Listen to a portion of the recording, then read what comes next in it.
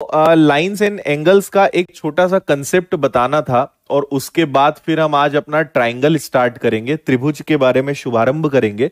तो सुनते जाइए जरा बातें क्या क्या हैं, है ना। आपको सबसे पहले तो एक बात पता होनी चाहिए कि एंगल बाइसेक्टर क्या होता है, ठीक है, जिसे हिंदी में कहा जाता है कोण अर्धक।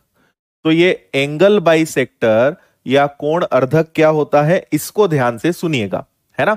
तो जैसे हम बेसिक अगर बात करें कोण अर्धक क्या होता है, तो जैसा इसका नाम है कि अगर कोई भी एंगल है और आपने इस तरीके से एक कोण अर्धक खींचा, ये आपका एंगल बाइसेक्टर है, ठीक है, एंगल बाइसेक्टर है। तो जो एंगल को बाइसेक्ट करे, जो एंगल को दो इक्वल एंगल्स में डिवाइड करे, दो बराबर कोणों में विभाजित करे, ठीक है, उसे हम बोलते हैं एंगल बाइसेक्टर।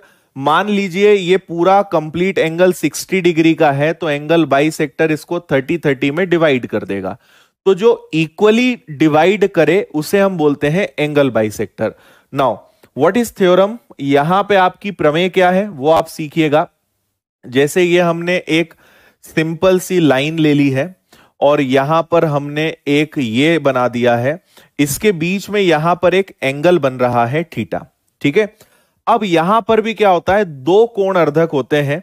कोण अर्धक भी कितने हो सकते हैं, दो हो सकते हैं।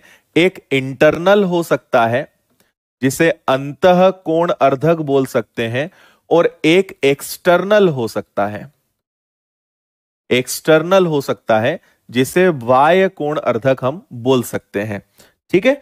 तो मैंने यहां पर एक इंटरनल एंगल, अगर ये दो रेज हैं, दो आपकी भुजाएं हैं या दो आपके पास किरणें हैं, उनके बीच में जो एंगल बन रहा है उसमें अगर हमने वहां पे अगर आपने कोण अर्धक खींचा, तो इसको आप क्या कहोगे, इसको कहोगे अंतः कोण अर्धक, ठीक है।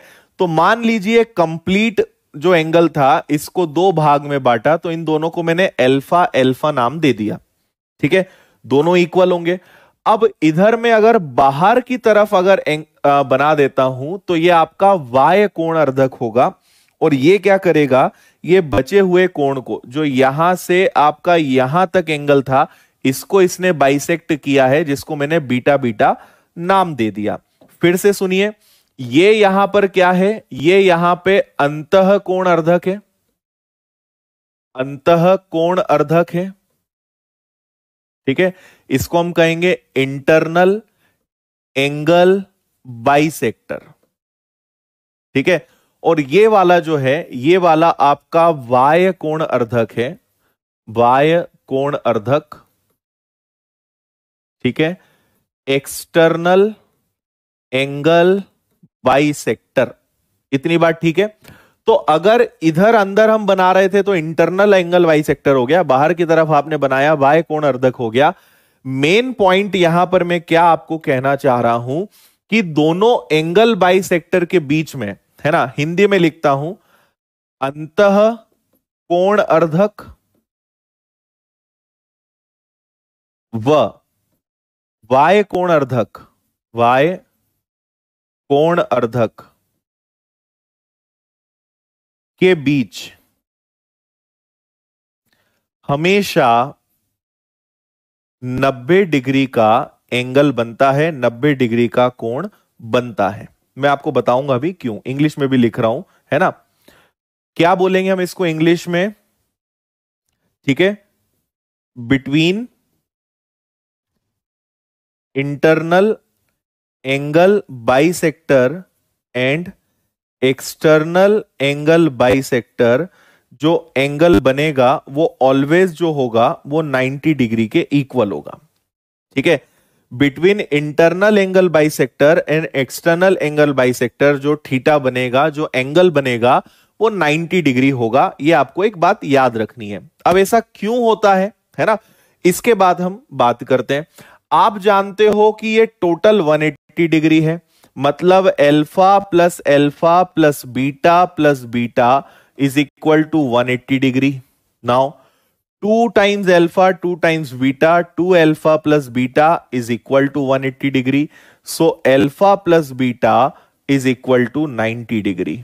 तो ये आपका, ये क्या है, ये आपका इंटरनल एंगल बाइसेक्टर है, ये एक्सटर्नल एंगल बाइसेक्टर है, और इन दोनों के बीच में अल्फा प्लस बीटा की जो वैल्यू होगी वो क्या होगी, 90 डिग्री होगी। ठीक है, ओके यहां तक?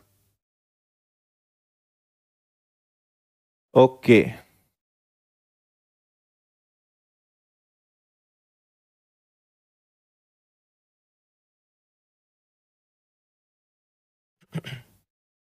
ठीक है,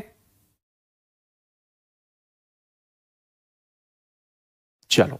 तो ये आप एक चीज ध्यान रखिएगा, ये हमारे लाइंस एंड एंगल्स का ही एक पार्ट है। Now moving ahead and our next target is to understand what is triangle. Hindi में इसका बहुत बढ़िया नाम है त्रिभुज, और इंग्लिश में इसका क्या नाम हो जाएगा आपका, ट्राइंगल। ठीक है, अब ये थोड़ा सा बड़ा टॉपिक है, क्योंकि हमें इसके बारे में बहुत सारी चीजें देखनी है, इसके सारे सेंटर्स देखने हैं, तो इस पर हम डिटेल में डिस्कशन करने वाले हैं। ओके,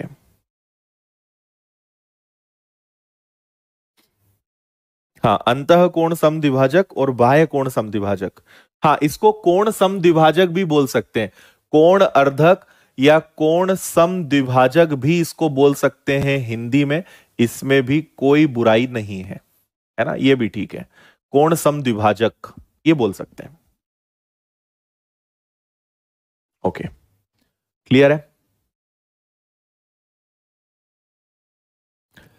चलिए, यहां पे एक अच्छी बात यह है, पहली बार ज्योमेट्री में मैंने क्या किया है, हर बार मैं पहले क्या करता था, ऐसा पूरा लिखता था फिर पूरा समझाता था, तो इस बार हमने थोड़ा सा टाइम भी बचे और ज्यादा चीजें हम कवर कर पाए और आपको भी ज्यादा क्लैरिटी आए, इसलिए इस बार से हमने क्या किया है, ये वाला पैटर्न अपनाया है। आपको आज के पूरा जो स्लाइड होगा वो इसी तरीके के सारे पॉइंट्स मिलेंगे, जहां समझाना होगा वहां ब्लैंक स्लाइड होगी, तो हिंदी इंग्लिश में ऑलरेडी सब लिखा हुआ रहेगा, मैं बस आपको डायग्राम की हेल्प से सारी चीजें एक्सप्लेन करते जाऊंगा। ठीक है, तो सबसे पहले आपको पता है कि ट्राइंगल की डेफिनेशन क्या होती है, ऐसा डायग्राम, ऐसी आकृति जिसमें तीन साइड्स हो, है ना, तीन भुजाओं से घिरी हुई आकृति अगर होगी तो उसे हम क्या कहेंगे, उसे हम कहेंगे ट्राइंगल, जो आप बहुत अच्छे से भली भांति जानते हैं। इसकी क्या क्या विशेषताएं हैं, इसमें क्या क्या चीजें होंगी, उन सब चीजों पे हम डिटेल में अभी डिस्कशन करेंगे। ठीक है, ये भी आपका एक ट्राइंगल है, फिर ये भी आपका एक ट्राइंगल होता है, ये भी आप जानते हो, है ना, तो ये सब क्या होते हैं, आपके ट्राइंगल होते हैं। ठीक है, अब अगली बात हम करते हैं कि ट्राइंगल के तीनों कोणों का योग 180 डिग्री होता है, ये आप बचपन से पढ़ते आ रहे हो, मैं आपको जल्दी से प्रूव करके बताता हूं कि ऐसा क्यों होता है। देखो, ये आपका एक सिंपल सा ट्राइंगल ले लिया हमने, कोई सा भी ट्राइंगल हो सकता है, इसको प्रॉपर ही बना लेते हैं।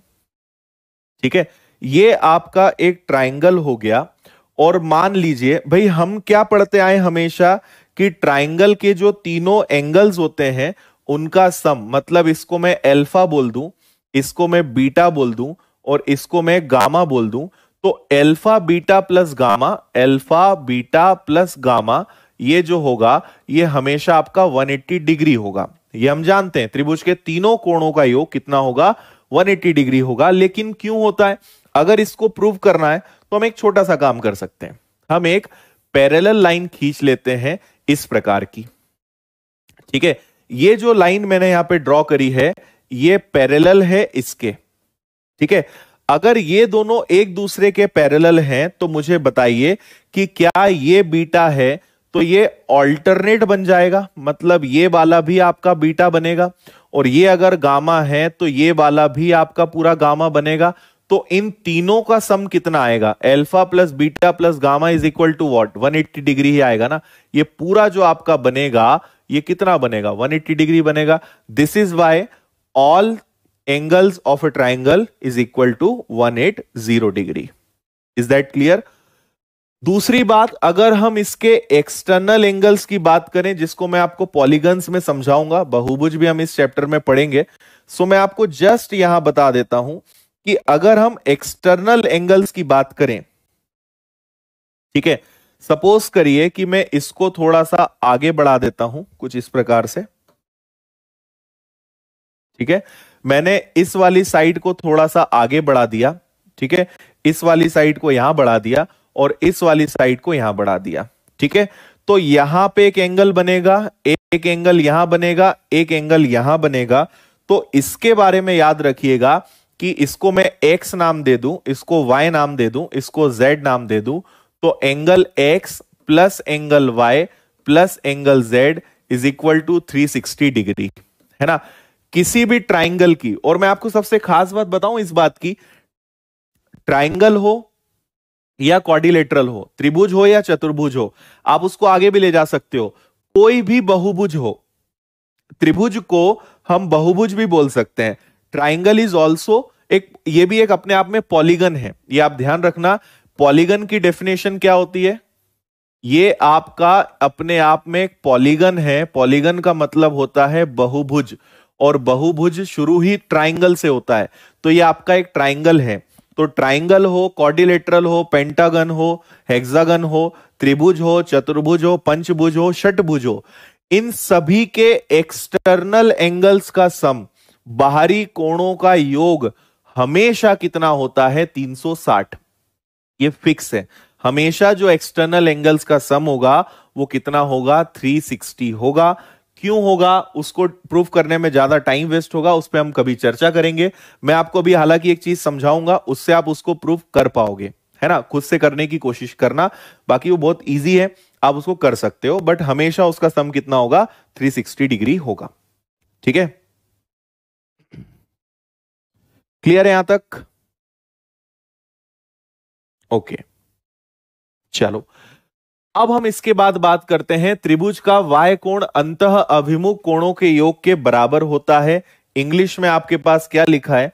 इंग्लिश में आपके पास लिखा है every exterior angle is equal to sum of interior opposite angles of a triangle, right. देखो, हमने ये एक ट्राइंगल बना लिया, ठीक है, और इसकी किसी एक साइड को हमने थोड़ा सा आगे ले लिया। हम इसकी इस वाली साइड को थोड़ा सा आगे ले लेते हैं, है ना। ये ए हो गया, ये बी हो गया, ये सी हो गया।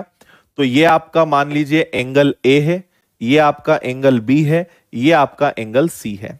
ठीक है, तो एक्सटर्नल एंगल हम इसको ले रहे हैं, मतलब मान लीजिए ये वाला जो आपका एंगल है इसकी हम बात कर रहे हैं, इसको मैं एक्स बोल देता हूं। तो वो आपको बोलना चाह रहे हैं कि जो एंगल एक्स होगा वो हमेशा अपने ऑपोजिट एंगल के, जो इंटरनल एंगल के ऑपोजिट जो दोनों एंगल्स होंगे, मतलब ये वाला और ये वाला, इसके सम के वो इक्वल होगा। ठीक है, आप एक छोटा सा एग्जांपल ले सकते हैं। जैसे आपने मान लीजिए ये एक ट्राइंगल लिया, सपोज करिए कि ये वाला एंगल 20 डिग्री है और ये वाला एंगल आपका 30 डिग्री है, तो ये वाला एंगल पता है कितने डिग्री का होगा? 50 डिग्री का होगा। आप इसको बहुत आसानी से प्रूव कर सकते हैं। कैसे कर सकते हो? आपने इसको फिर से ड्रॉ किया, आपको पता है कि अगर ये 20 होगा, ये 30 होगा, तो ये वाला कितना होगा? ट्राइंगल के तीनों सम होते हैं, एंगल्स का सम होता है 180, उसमें से 50 गया तो ये आपका 130 आ जाएगा। अगर ये 130 आ जाएगा तो रिमेनिंग कितना आएगा? 50 ही आएगा। तो ये 50 इन दोनों के इक्वल होगा, है ना। अल्टीमेटली ये क्या है? ये 180 माइनस एक्स है ना, और इन दोनों का जो सम है वो इसके इक्वल होना ही है, तो वो आराम से प्रूव हो सकता है। तो ये ध्यान रखें कि जो एक्सटर्नल एंगल होगा वो ऑपोजिट दोनों एंगल्स के सम के इक्वल होगा। बेसिक बात है, आपको ये बहुत अच्छे से पता होगा। हम्म,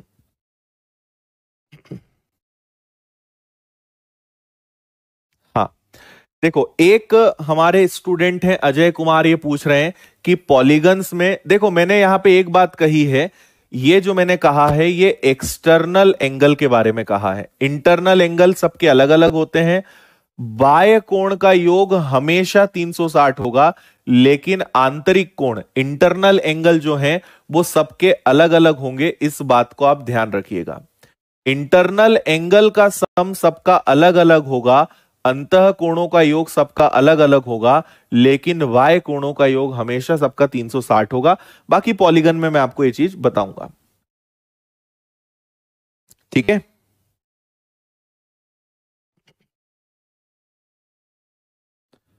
ओके, ठीक है जानवी, 15 डेज की बात है मैक्सिमम, आप मैनेज कर लो, कोई बहुत बड़ा इशू नहीं है, मैनेज कर लो, उसके बाद फिर अब आपके लिए ऐसी गलती नहीं करेंगे। ठीक है, चलो आगे बढ़ते हैं। नेक्स्ट हमारा जो पॉइंट है वो क्या है, ये सबसे खास है, ये आप ध्यान रखिएगा, याद रखने वाली चीज है। कोई भी अगर ट्राइंगल है तो ट्राइंगल की कोई भी दो साइड्स का जो सम है वो हमेशा मतलब किसी एक साइड का एक साइड जो होगी वो हमेशा दोनों साइड्स के सम से ज्यादा ही होगी। दो का जो योग है वो तीसरी से हमेशा बड़ा होगा, ये ध्यान रखिएगा। ये ए है तो इसको स्मॉल ए कर देते हैं, ये बी है तो स्मॉल बी, ये सी है तो स्मॉल सी। किसी भी दो साइड का सम हमेशा तीसरी साइड से बड़ा होगा, ये आपको याद रखना है, ऐसा हमेशा होगा, ये फिक्स है। यही चीज यहां लिखी हुई है, किसी भी दो भुजाओं का योग तीसरी भुजा से हमेशा बड़ा होता है। Sum of two sides of a triangle is always greater than third side of a triangle. एक बात ये हो गई, ठीक है। लेकिन अगर इनके हम अंतर की बात करें या इनको घटाएं तो हमारा नियम पलट जाता है ना। जैसे नेक्स्ट पॉइंट पे मूव करते हैं, त्रिभुज की दो भुजाओं का घटाव तीसरी भुजा से हमेशा कम होता है, मतलब difference of two sides of a triangle is always smaller than the third side. जैसे वापस से मैं आपको डायग्राम बनाकर यहां पे समझाता हूं कि हम क्या बोलना चाह रहे हैं। ये ए है, ये बी है, ये सी है, ये ए है, ये बी है, ये सी है ना। तो अगर आप देखेंगे कि अगर कोई भी दो साइड्स को आप माइनस करोगे, ये कुछ नहीं है, इसमें आप कंफ्यूज मत होना कि ये क्या है, आप उसको भले एक ब्रैकेट लगा लो, वो एक ही बात है, ब्रैकेट है ना। ये इसलिए लगाते हैं कि आंसर हमेशा पॉजिटिव आएगा, बाकी उससे और कोई दिक्कत नहीं है। तो आप एक बात समझिए कि दो को घटाओगे तो इनका जो डिफरेंस होगा वो हमेशा तीसरी साइड से छोटा ही होगा, है ना। इसी प्रकार मान लीजिए आपने बी और सी को घटाया तो ये ए से छोटा होगा, सी और ए को आपने घटाया तो ये बी से छोटा ही होगा, ये आपको ध्यान रखना है। ठीक है,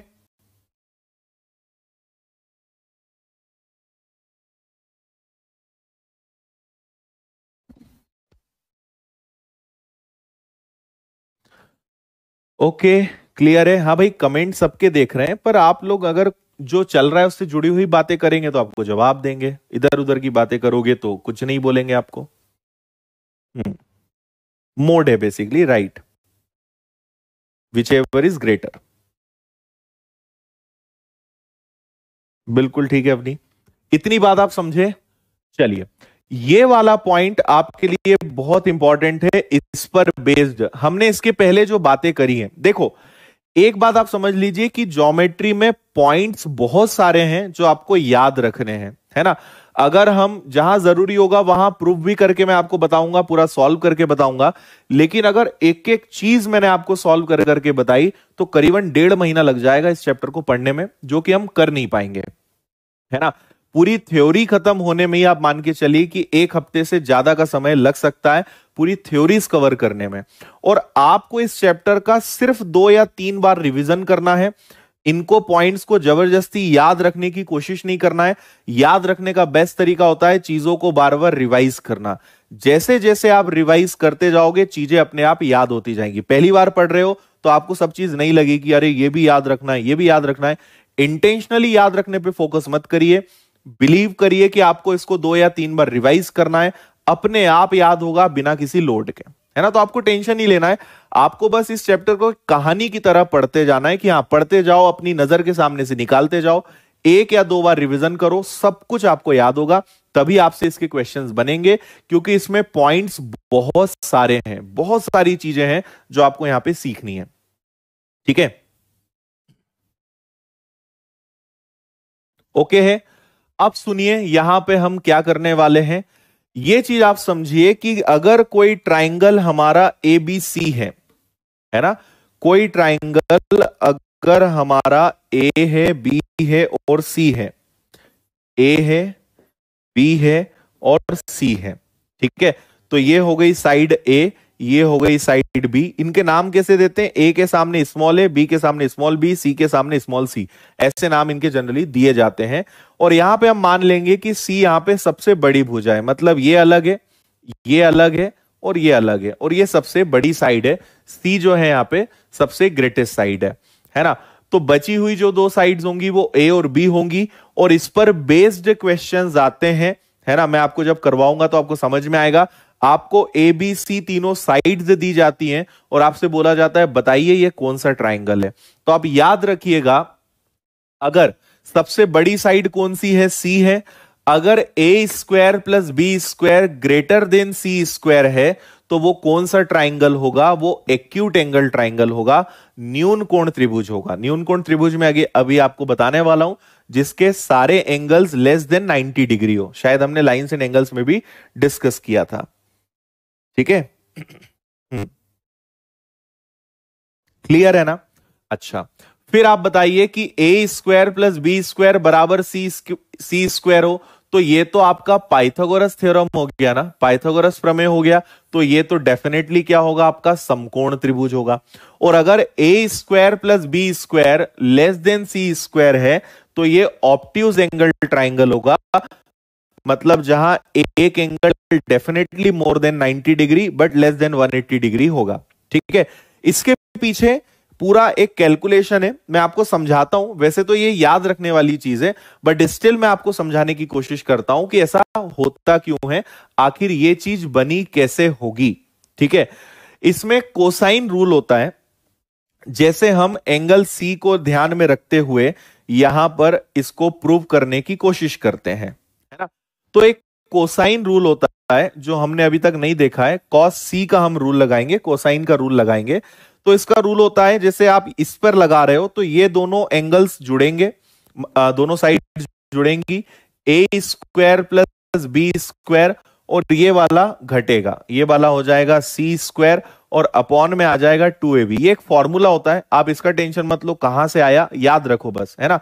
मैं आपको जस्ट बता रहा हूं कि ये कंसेप्ट कहां से आया, ठीक है।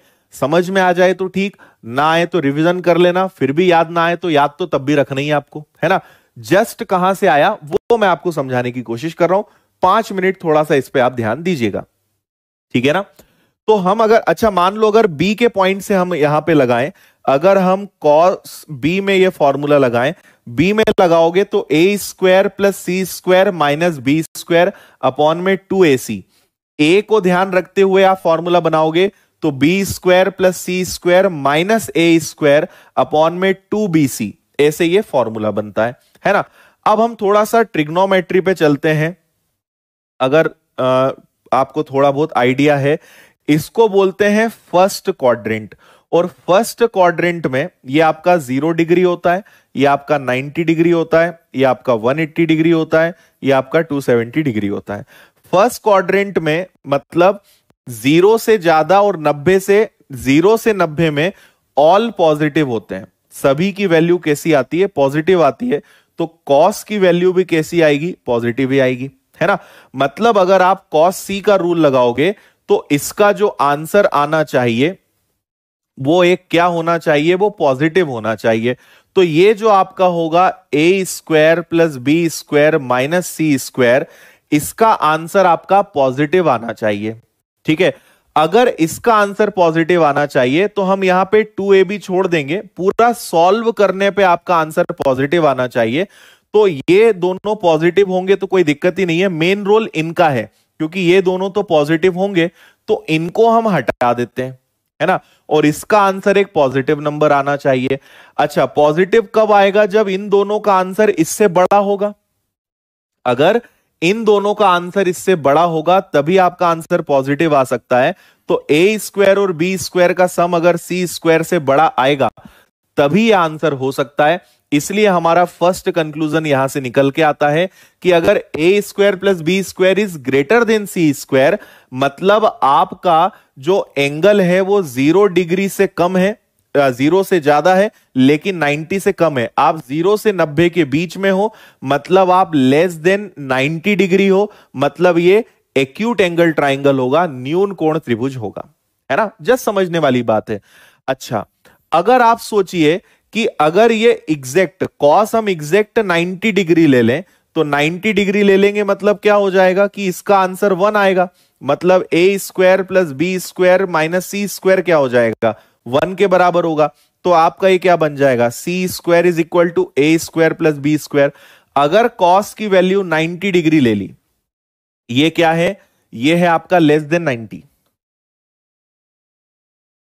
ये आपका है लेस देन 90, ठीक है। और अगर आपने एग्जैक्ट 90 डिग्री ले लिया तो C square is equal to A square plus B square, मतलब आपका कौन सा एंगल बन जाएगा, सम राइट एंगल बन जाएगा, मतलब ये राइट एंगल ट्राइंगल होगा, ठीक है।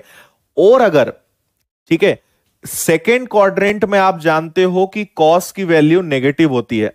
कुछ बच्चे हैं जिन्होंने ट्रिग्नोमेट्री नहीं पढ़ा है, तो सेकेंड क्वाड्रेंट में अगर आप जाओगे तो कॉस की वैल्यू माइनस होती है ना। कॉस की वैल्यू अगर यहां पे माइनस होती है तो इसका मतलब आप अगर मोर देन 90 पे जाओगे, मोर देन 90 डिग्री पे जाओगे तो आंसर आपका कॉस की वैल्यू सेकेंड क्वाड्रेंट में माइनस होती है, मतलब आपका आंसर नेगेटिव आएगा, है ना। आपका आंसर नेगेटिव आएगा तो A square plus B square minus C square के होगा।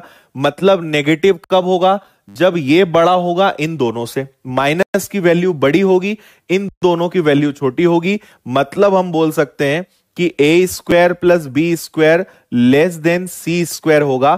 तो ये तभी हो सकता है ना। ये इसलिए बता रहा हूं ताकि आपको याद रखने में थोड़ा सा इजी लगे, ठीक है।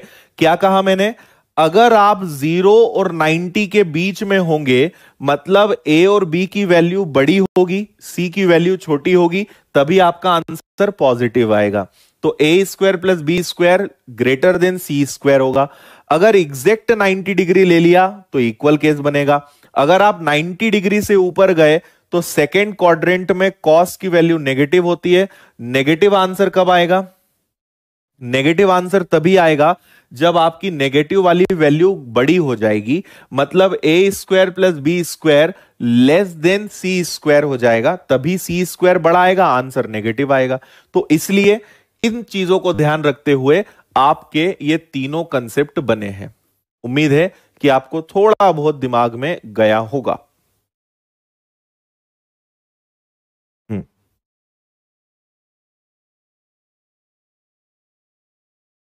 अच्छा हाँ सॉरी, यहां पे 0 में लिखना भूल गया, 0 आएगा, सॉरी।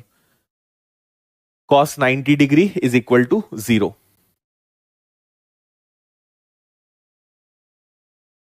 हाँ ठीक है, मैंने उसको 0 कर दिया है।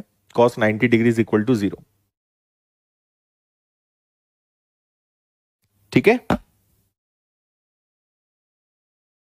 चलिए अब आगे बढ़ते हैं और इसके बाद अब हम थोड़ा सा डिस्कस कर लेते हैं टाइप्स, टाइप्स ऑफ ट्राइंगल, ठीक है। अब ये दो टाइप से होते हैं।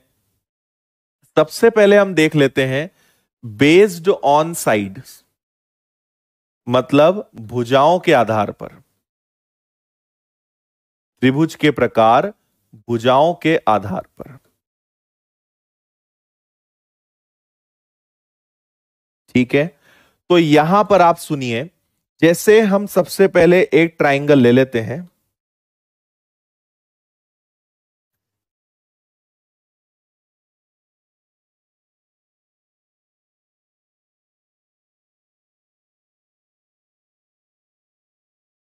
ये वैसा बन नहीं पाएगा, इसको मैं हाथ से ही बनाता हूं, ठीक है। सबसे पहला आपका बनेगा विषम बाहु त्रिभुज,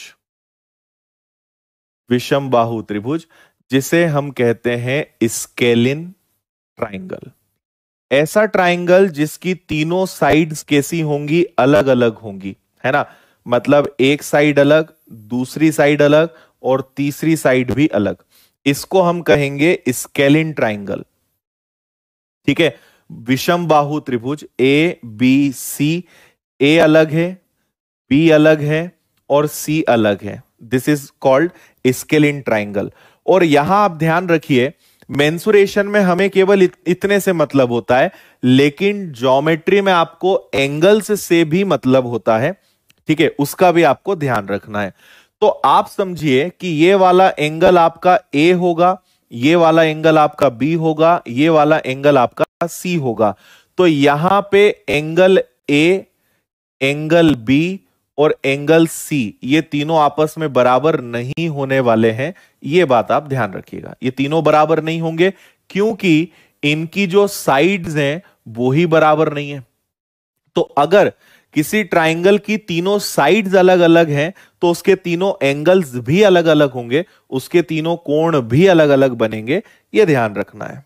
यह सब नहीं, इतनी बात आपको समझ में आई। अगर तीनों साइड्स अलग अलग हैं तो तीनों एंगल्स भी अलग अलग होंगे, तीनों एंगल्स इक्वल नहीं होंगे। ठीक है, यह आपका फर्स्ट ट्राइंगल हुआ। सेकंड कौन सा हो जाएगा? सेकंड आपका हो जाएगा आइसोसेलेस। ठीक है, हिंदी में हम इसको बोलते हैं विषम बाहु त्रिभुज, विषम बाहु त्रिभुज, और ये हो जाएगा आपका आइसोसेलेस ट्राइंगल। अब अरे यार, विषम बाहु नहीं, समद्विबाहु, समद्विबाहु मतलब आइसोसेलेस ट्राइंगल। अब आइसोसेलेस क्या हो जाएगा? जिसकी दो साइड्स इक्वल हो। जैसे एक ये हो गया है ना, इसको हम जरूर हेल्प ले सकते हैं इसकी। अब तो ये आपका एक ट्राइंगल हो गया, ठीक है, जिसकी दो साइड्स आपको कैसी दिखाई देंगी? इक्वल दिखाई देंगी। ठीक है ना? तो आपने इसको ए नाम दे दिया, इसको बी नाम दे दिया, इसको सी नाम दे दिया, और मान लीजिए ये दोनों साइड्स इक्वल है, ये दोनों भुजाएं बराबर है। तो ए के सामने में इसको स्मॉल ए नाम दे देता हूं, तो ये दोनों क्या हो जाएंगी? बी हो जाएंगी, है ना, दोनों सेम होंगी। अब एक चीज हमें ध्यान रखना है कि अगर दो साइड्स इक्वल हैं तो उनके ऑपोजिट एंगल्स भी इक्वल होंगे, उनके विपरीत बनने वाले कोण भी बराबर होंगे। यह हमें ध्यान रखना है। ठीक है, तो मान लीजिए कि यहां पे आपका अल्फा बन रहा है, कोई दिक्कत नहीं है। लेकिन अगर इसके सामने बीटा है, इसके सामने बीटा है, तो इसके सामने भी बीटा होगा। दोनों एंगल्स, साइड्स के सामने के जो एंगल्स होंगे वो एक दूसरे के इक्वल होंगे। अगर दो साइड्स सेम है, दो भुजाएं बराबर हैं, तो दो कोण भी निश्चित रूप से बराबर होंगे। और वो कौन से होंगे? उनके सामने वाले दोनों साइड्स के ऑपोजिट एंगल जो हैं वो इक्वल होंगे।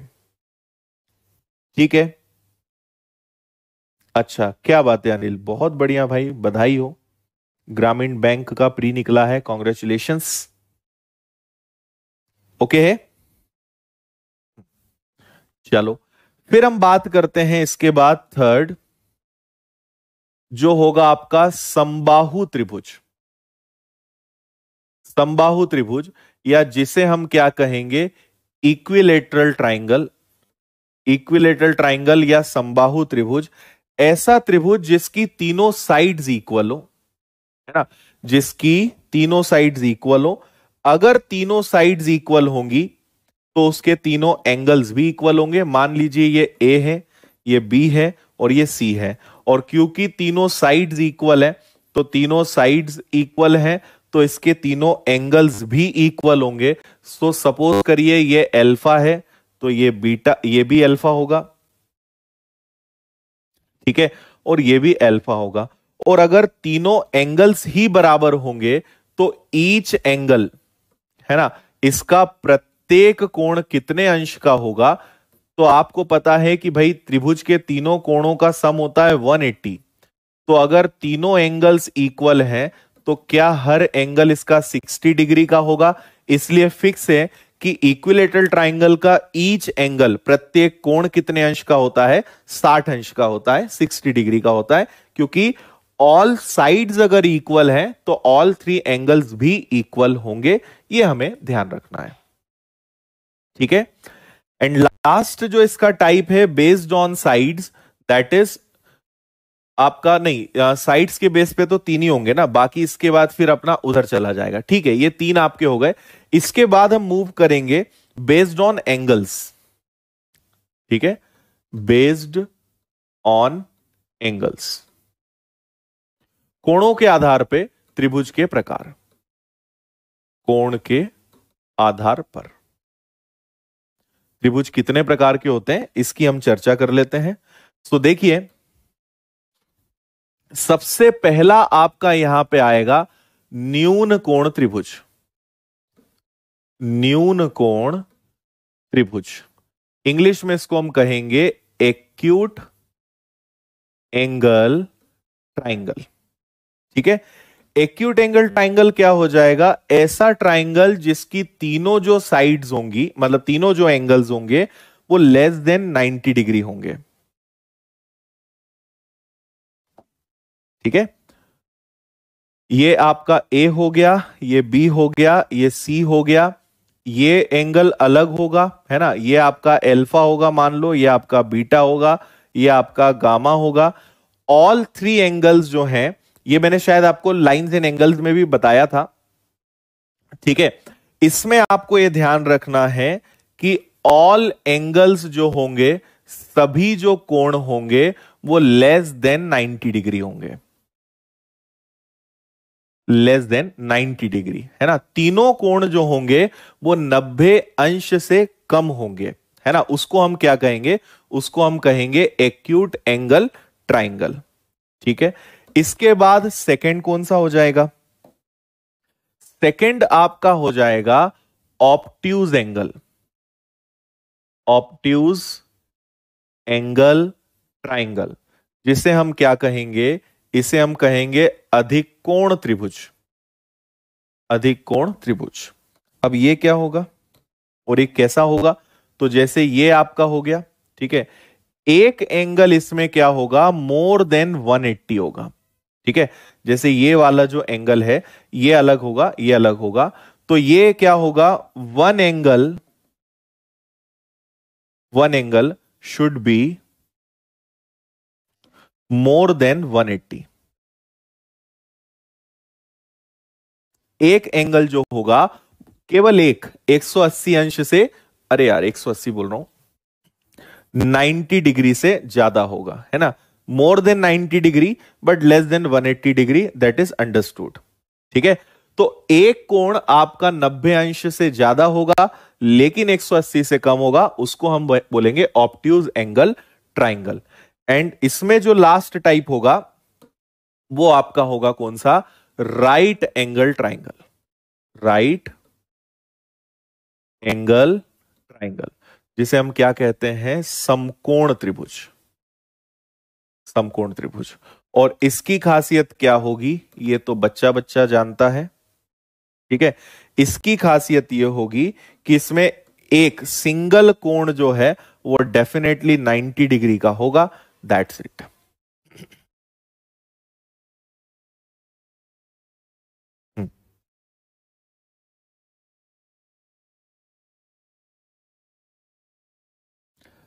बताइए, यहां तक मैंने आपको जितनी भी बातें बोली हैं क्या आपको उतना समझ में आया?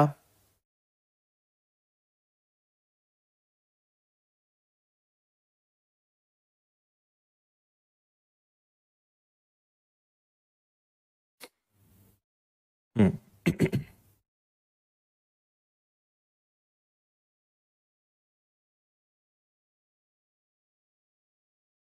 ओके यहां तक?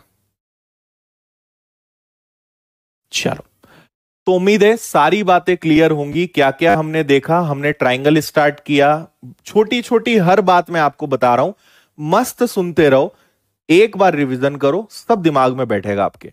और जब आप रिवीजन नहीं करोगे तब तक आपको बड़ा भारी भारी लगेगा, आपको लगेगा यार इतना कैसे याद रखेंगे। सब याद रहेगा, कोई दिक्कत नहीं। जब क्वेश्चन सामने आता है ना, तो रिवीजन अगर अच्छा किया है आपने, सब याद आएगा। ठीक है, फिर हमने देखा एक्सटर्नल जो एंगल है वो अपोजिट दोनों एंगल्स के सम के इक्वल होगा। फिर कोई भी दो साइड्स का सम थर्ड से बड़ा होगा, डिफरेंस थर्ड से छोटा होगा। और बेस्ड ऑन साइड्स आप कैसे आइडेंटिफाई कर सकते हो कि कौन सा ट्राइंगल वो होगा, वो मैंने आपको समझाया प्रूव करके। फिर हमने टाइप्स ऑफ ट्राइंगल देखे बेस्ड ऑन साइड्स, ठीक है, एंड बेस्ड ऑन एंगल्स। इतनी चर्चा हमने करी। अब आगे बढ़ते हैं और एक छोटा सा पॉइंट यहां पे हम डिस्कस करते हैं। इसको देखिए, आपसे कहा है त्रिभुज में सबसे बड़े कोण के विपरीत भुजा और सबसे बड़ी और सबसे छोटे कोण के विपरीत भुजा सबसे छोटी होती है। कहने का मतलब क्या है कि जो साइड्स होती हैं, जो भुजाएं होती हैं, वो ऑलवेज डिपेंड करती है एंगल पर, है ना। जैसे मैंने एक ये ट्राइंगल बनाया, है ना, तो ऑब्वियसली यहां पे ये वाला एंगल सबसे बड़ा होगा। अगर सबसे बड़ा एंगल है तो उसके सामने की साइड भी सबसे बड़ी होगी, ठीक है। अगर हमने एक छोटा सा एंगल अगर हमने लिया है इस प्रकार का, अब मान लीजिए कि ये एंगल अगर सबसे छोटा है तो इसके सामने की साइड भी सबसे छोटी होगी, है ना। कभी आता है ना आपको आइडेंटिफाई करना हो कि यहां सबसे बड़ी साइड कौन सी होगी, सबसे बड़ी भुजा कौन सी होगी, तो सबसे बड़ा एंगल सबसे बड़े साइड उसके सामने, सबसे छोटा एंगल सबसे छोटी साइड उसके सामने। ये इस पॉइंट का कहने का मतलब है।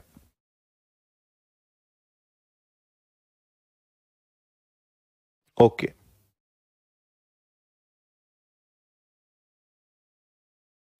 ठीक है, चलिए फिर आगे बढ़ते हैं। अब हम बात करने वाले हैं, देखो अगला क्या शुरू होने वाला है। ट्राइंगल के अंदर चार सेंटर्स होते हैं, चार केंद्र होते हैं। तो आज हम पहला भी आधा ही पढ़ पाएंगे, पूरा नहीं पढ़ पाएंगे, तो पहले का आधा आज हम पढ़ेंगे। चार केंद्र हैं जिसमें सबसे पहला है जो माध्यिका बनाती है ना। तो देखिए सबसे पहले तो हमें यह समझना पड़ेगा कि ये माध्यिका क्या होती है, जिसे इंग्लिश में मीडियन बोलते हैं। आखिर ये किस चिड़िया का नाम है, पहले तो हमें इसको समझना पड़ेगा, ठीक है। तो देखो जैसे हमने ये एक ट्राइंगल ले लिया, ठीक है, ये एक आपका ट्राइंगल है,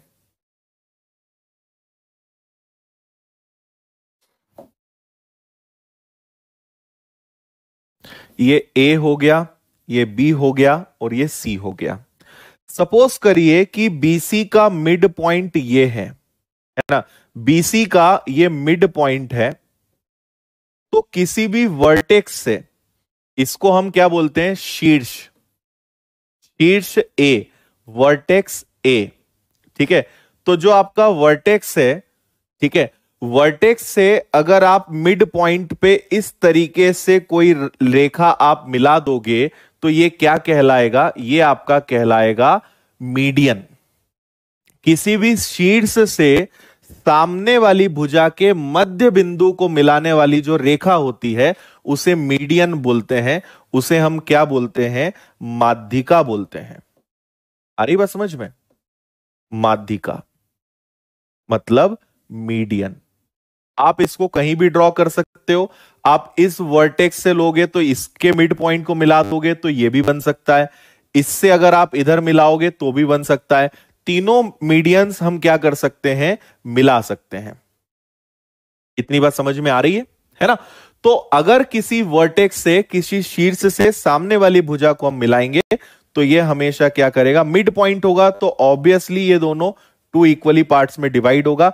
मैं आपको एक चीज और बताना चाहता हूं कि कभी भी ऐसा मत सोचना कि ये हो सकता है 90 डिग्री हो सकता है ना हो। ऑलवेज 90 डिग्री ये नहीं होगा। जैसे एक मैं ट्राइंगल बनाता हूं, आपको इससे और बेटर समझ में आएगा। ये हो गया, ये ए है, ये बी है, ये सी है। अब बी और सी का मिड पॉइंट मान लीजिए यहां पर है, और मैं आपसे कहूंगा कि मीडियन ड्रॉ कीजिए, माध्यिका बनाइए, तो आपकी जो माध्यिका होगी वो कुछ इस प्रकार की बनेगी, है ना।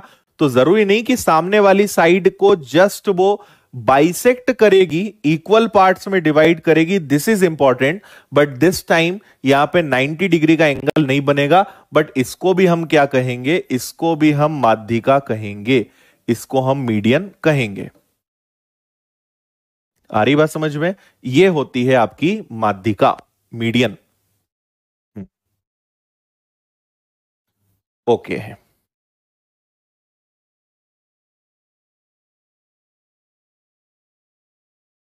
ओके, चलिए आगे सुनिए। क्षेत्र, त्रिभुज के क्षेत्रफल का अनुपात वही रहता है जो उसके आधार का अनुपात होता है। Ratio of area of triangle in a triangle is same as ratio of base. ये बोलने को एक एक पॉइंट है, लेकिन ये अपने आप में एक एक थ्योरम है। आप अगर नोट्स बना रहे हो तो कोई दिक्कत नहीं, आप पॉइंट वाइज चलो, पॉइंट नंबर 1, पॉइंट नंबर 2 नहीं बना रहे हो तो आपको ये तो मिलेगा ही। ये सब अपने आप में एक एक पॉइंट है, और आपको इसकी सबकी चीज बहुत अच्छी समझ में तब आएगी जब आप क्वेश्चंस करोगे। लेकिन क्वेश्चंस करने तक थोड़ा सा सब्र रखना है ना। हो सकता है कई लोगों को बड़ा मजा आए, हो सकता है कई लोगों को लगे सर कितने पॉइंट बताओगे, बोर हो रहा है। बोर हो रहा हो या मजा आ रहा हो, दोनों केस में सीखना तो पड़ेगा। लेकिन जब क्वेश्चंस करेंगे ना, तब समझ में आएगा कि आपने वाकई में कितना सीखा है। इसलिए थोड़ा सा इंटरेस्ट इंटेंशनली जगाना पड़ेगा आपको, है ना। त्रिभुज के क्षेत्रफल का अनुपात वही रहता है जो उसके आधार का रहता है। अब मैं आपको बताता हूं यहां कहना क्या चाह रहे हैं ये महाशय। ये यहां ये कहना चाह रहे हैं कि ये आपने एक ट्राइंगल बना लिया, ठीक है। इस ट्राइंगल का ये आपका वर्टेक्स हो गया, ठीक है। ये आपका वर्टेक्स ए हो गया, शीर्ष ए हो गया, बी हो गया और सी हो गया। लेट्स एज्यूम कि मैंने यहां से जस्ट एक लाइन खींची है, ये मीडियन नहीं है, माध्यिका नहीं है, सिंपल मैंने एक लाइन खींच दी यहां पे, इसको मैंने नाम दे दिया डी। फिर मैंने एक लाइन यहां पे बना दी, इसको मैंने नाम दे दिया ई, ठीक है ना। अब इसको बी से लेकर डी तक जो लंबाई है, इसको मैं नाम दे देता हूं एक्स, इसको मैं नाम दे देता हूं वाई, और इसको नाम दे देता हूं जेड। तो वो बोल रहे हैं कि क्षेत्रफल का अनुपात वही रहेगा जो उनके आधार का अनुपात रहेगा। मतलब देखो, इस ट्राइंगल को हम क्या नाम देंगे, इसका नाम होगा ट्राइंगल ए बी डी, है ना। इंग्लिश में लिख दूं क्या, area of triangle A B D का जो रेशो होगा वो एक्स के इक्वल होगा, है ना। फिर हम चलते हैं ट्राइंगल ए डी ई पर, तो area of triangle A E D क्या होगा, ये y होगा। और area of triangle AEC, AEC ये क्या होगा आपका z होगा, है ना। तो तीनों ट्राइंगल्स का जो एरिया होगा, उनके बेस जो है, उनके जो आधार हैं, उनके साइड्स के रेशो में ही होगा, ठीक है। आप बोलोगे सर ऐसा कैसे मान ले हम, है ना, हम तो नहीं मानने वाले। तो मैं आपको इसको प्रूव करके दिखा सकता हूं, अगर आप लोगों की इच्छा होगी तो। इसको मैंने यहां पे एक जस्ट ड्रॉ किया, ठीक है। और इसको मैं कुछ सुंदर सा नाम दे देता हूं। पहले तो कलर देख लेते हैं इसको कौन सा जमेगा, है ना। ये कलर हम इसको दे देते हैं, है ना। और ये जो मैंने यहां पे ड्रॉ किया है, इसको मैं नाम दे देता हूं एच। ये इस ट्राइंगल की हाइट है ना। इसको मैं आपको प्रूव करके बता रहा हूं कि ऐसा क्यों होता है। बहुत सिंपल है। आपको एक बात याद होगी कि किसी भी ट्राइंगल के एरिया का फॉर्मूला होता है 1/2 बेस इंटू हाइट, है ना। बेस कितना है, तो बेस है एक्स, और हाइट कितनी है भाई, ये कोई भी हो, ये जो भी हो, ये जो ट्राइंगल है इसका ये वर्टेक्स है और ये इसका बेस है, तो हाइट तो यही होगी। तो 1/2 बेस इंटू हाइट, इसका एरिया क्या होगा, 1/2 बेस, बेस होगा y इंटू हाइट, इसका क्या होगा 1/2 बेस इंटू हाइट, मतलब z इंटू एच। अगर आप इसको थोड़ा सा आप समझने की कोशिश करें, सो 1/2 h, 1/2 h, 1/2 h कॉमन है, तो इनके एरिया का फॉर्मूला क्या बनेगा, x ratio y ratio z। ये रीजन है कि इनका जो एरिया होगा वो x y और z के रेशो में होगा, ठीक है। मान लीजिए ये 1 है, ये 2 है, ये 3 है, तो इसका एरिया 100 होगा। कोशिश करें, सो 1/2 h, 1/2 h, 1/2 h कॉमन है, तो इनके एरिया का फॉर्मूला क्या बनेगा, x ratio y ratio z। ये रीजन है कि इनका जो एरिया होगा वो x y और z के रेशो में होगा, ठीक है। मान लीजिए ये 1 है, ये 2 है, ये 3 है, तो इसका एरिया 100 होगा, इसका एरिया 200 होगा, इसका एरिया 300 होगा। एक एग्जाम्पल बता रहा हूं मैं।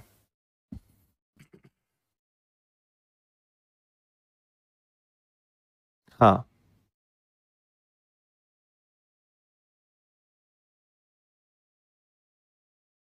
ओके है क्या, समझ में आया क्या बोल रहे हैं।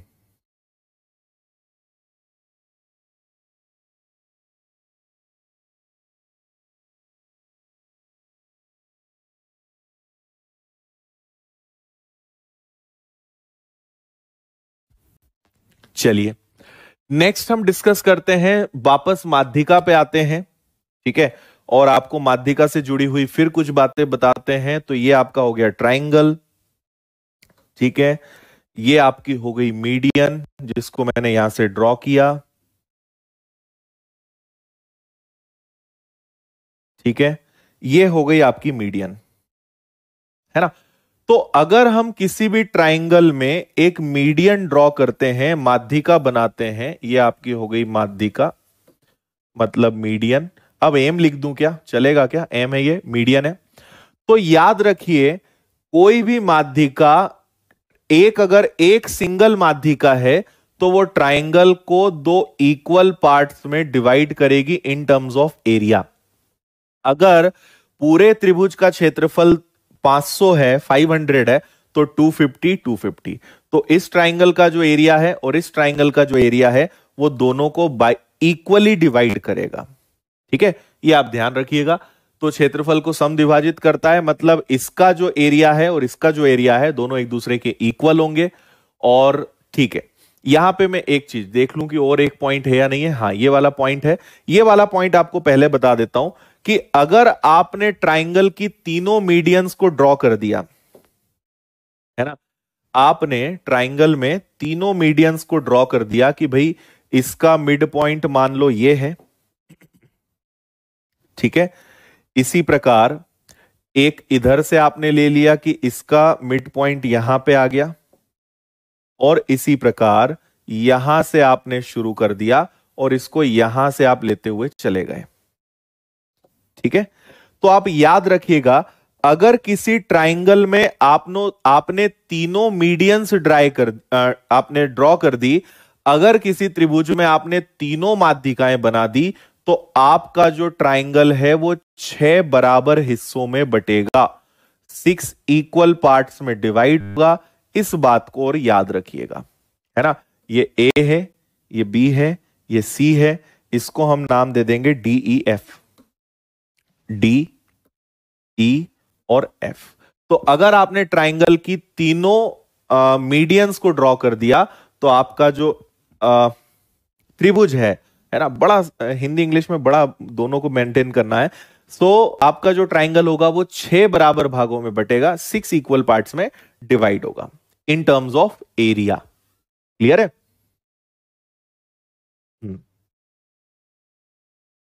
ठीक है, अच्छा। अब आते हैं वापस हम इसी पॉइंट पे, फिर से अब हम डिस्कस कर रहे हैं। या एक चीज और बता दूं क्या, इसमें आपको नहीं बताया है, मैं यहां पे आपको एक और एक्स्ट्रा पॉइंट बताना चाहता हूं, इसको आप थोड़ा सा सुनिए, फिर आपको मेन चीज बताऊंगा। देखो, जैसे हम कोई भी एक ट्राइंगल बना लेते हैं, फिर से ये हमने एक ट्राइंगल बनाया,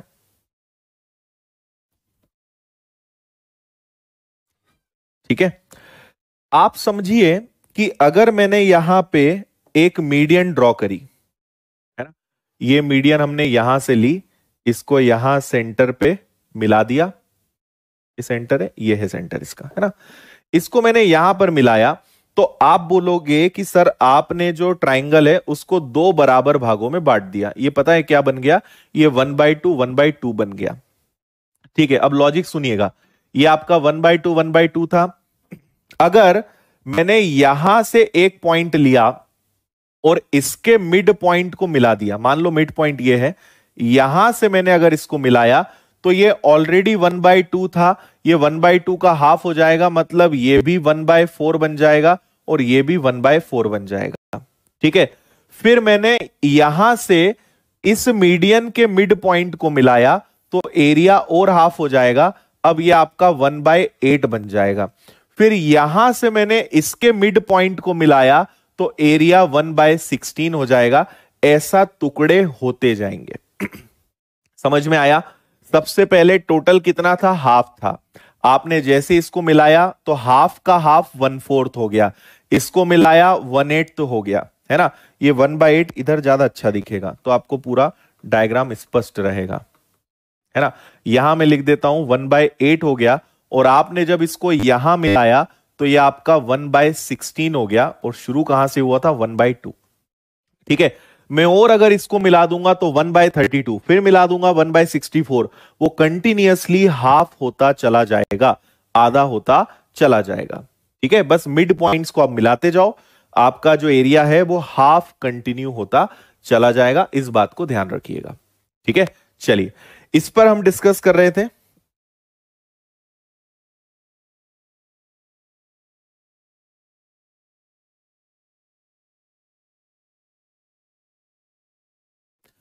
फिर से हम तीनों यहां पे ड्रॉ करते हैं मीडियंस, तो ये एक मीडियन हो गई। ठीक है,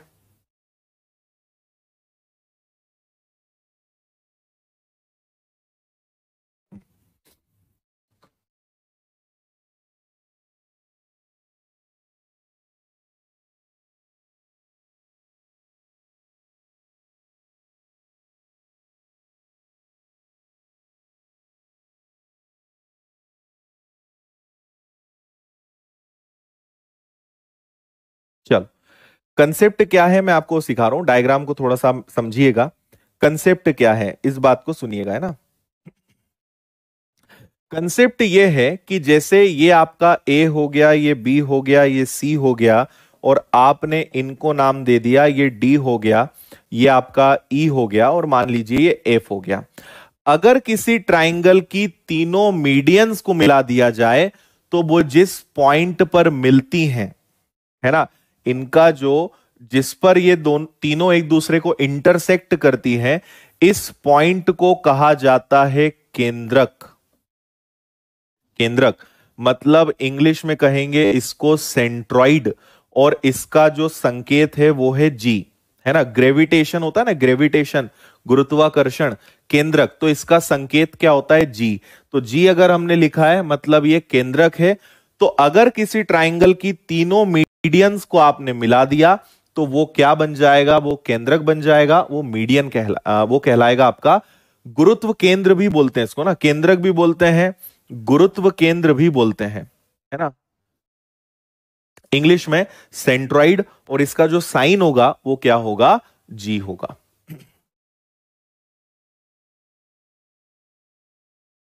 ठीक है, हम्म, ओके, समझ गए इतनी बात। चलो, तो हमने मीडियंस के बारे में काफी सारी डिस्कशन की है, अब इसके बारे में एक चीज और डिस्कस कर लेते हैं कि अगर आपने किसी मीडियन को ड्रॉ किया है ट्राइंगल में, ये काफी इंपॉर्टेंट क्वेश्चन है, काफी बार ये आपसे बनता है, प्रैक्टिस करते समय हम इसको करेंगे। तो ये आपकी एक मीडियन है, ठीक है, ये क्या है, ये मीडियन है, ये मीडियन है, और यहां पर मान लीजिए ये जो है ये जी है, जी मतलब अभी मैंने बताया था। तो हमेशा याद रखिएगा कि जो जी होता है मतलब जो केंद्रक होता है, जो सेंट्रॉइड होता है, वो आपकी माध्यिका को, मीडियन को 2:1 में डिवाइड करता है ना। इसको मैं ए नाम दे दूं, इसको बी नाम दे दूं, इसको सी, इसको डी। तो याद रखिएगा AG/GD जो होगा वो क्या होगा, 2:1 होगा। ठीक है, सेंट्रॉइड जो है, केंद्रक जो है, वो मीडियन को हाफ नहीं करता है, वो उसको क्या करता है, 2:1 में डिवाइड करता है। मान लीजिए टोटल 3 है, तो यहां से लेकर यहां तक की लेंथ जो होगी वो 2 होगी, और यहां से यहां तक की लेंथ कितनी होगी, 1 होगी, 2:1। ठीक है,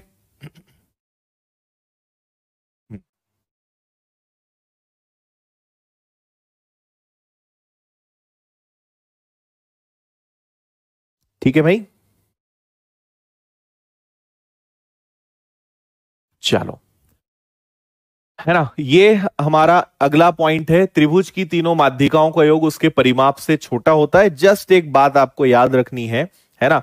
जैसे इसको तो मैं यूं ही बना देता हूं, ये आपका ट्राइंगल हो गया ए, बी और सी। इस साइड को हम ए बोलेंगे, इसको बी बोलेंगे, इसको सी बोलेंगे, और यहां पर हम देखेंगे ये आपका एक मीडियन हो गई, ये आपकी सेकेंड मीडियन हो गई, ये आपकी थर्ड मीडियन हो गई, है ना। इसको मैं M1 नाम दे देता हूं, इसको M2 नाम दे देता हूं, और इसको M3 नाम दे देता हूं, है ना। तीनों मीडियंस हैं। तो आपसे कहा है माध्यिकाओं का योग परिमाप से हमेशा छोटा होगा, मतलब हम बोल सकते हैं कि M1 plus M2 plus M3, ठीक है, ये हमेशा छोटा होगा या ये ग्रेटर होगा, A प्लस बी प्लस सी जो है इससे ग्रेटर होगा। तीनों माध्यिकाओं का जो सम होगा, योग होगा, वो तीनों भुजाओं, परिमाप मतलब क्या होता है, पेरीमीटर, पेरीमीटर मतलब सम ऑफ ऑल साइड्स, तो इनका जो सम होगा वो हमेशा लेस होगा, कम होगा उन तीनों की साइड्स के सम से, या भुजाओं का जो योग होगा वो माध्यिका से हमेशा ज्यादा होगा। कैसे भी आप कान पकड़ सकते हो, ऐसे पकड़ लो या हाथ घुमा के पकड़ लो, एक ही बात है। ठीक है। हम्म।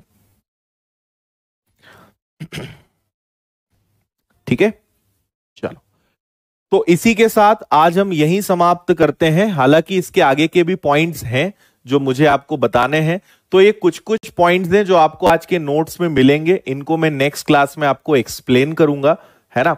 तो आप इन्हें देखिएगा। जैसे अगला एक पॉइंट था मीडियन निकालने का, तो ये आपको नेक्स्ट क्लास में मैं समझाऊंगा। जितना आज हमने पढ़ा है इसको आप रिवाइज करेंगे, ठीक है।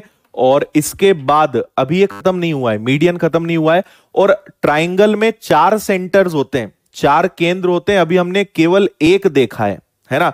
ट्राइंगल ही आपका 2-3 दिन चलेगा, सारे सेंटर्स देखने हैं, फिर उनमें हम सिमिलैरिटी और कॉन्ग्रुएंसी, समरूपता और सर्वांग समता देखेंगे, उसके बाद छोटे छोटे बहुत सारे पॉइंट्स हैं, तब ये खत्म होगा। तो थोड़ा सा बड़ा है ट्राइंगल, सबसे ज्यादा टाइम जो है ट्राइंगल ही लेगा आपका, ठीक है। ओके, क्लियर है। चलिए, तो अभी मुझे एक कारण ये भी है कि अभी मेरी जस्ट 15 मिनट बाद यूट्यूब पर एक फिर से क्लास है, तो मतलब नोटिफिकेशन की डिटेल मुझे देनी है एसएससी एमटीएस की। तो अभी आप चाहें फ्री हो तो आप यूट्यूब पे आ सकते हैं 15-20 मिनट के लिए, वहां हम फिर से मुलाकात कर लेंगे, ठीक है। यूट्यूब पे एसएससी एमटीएस का नोटिफिकेशन में डिस्कस करूंगा एज इट इज यहीं पर। हाँ, मुझे लग भी रहा है कि लोड हो भी रहा है, ठीक है। तो जस्ट 9:30 पे हम लोग यूट्यूब पर मिलते हैं, अगर आपके पास फ्री समय है तो आप आ जाइए, ओके। और आज की क्लास का रिवीजन जरूर कीजिएगा। हाँ, रात को पढ़ने से एक फायदा होता है कि सपने में भी मैथ्स चलता है, तो अच्छी बात है, चलना चाहिए। हम्म, ठीक है, चलिए। सो थैंक यू, मिलते हैं हम लोग नेक्स्ट क्लास में, ओके। उम्मीद है सब कुछ आपको समझ में आया होगा।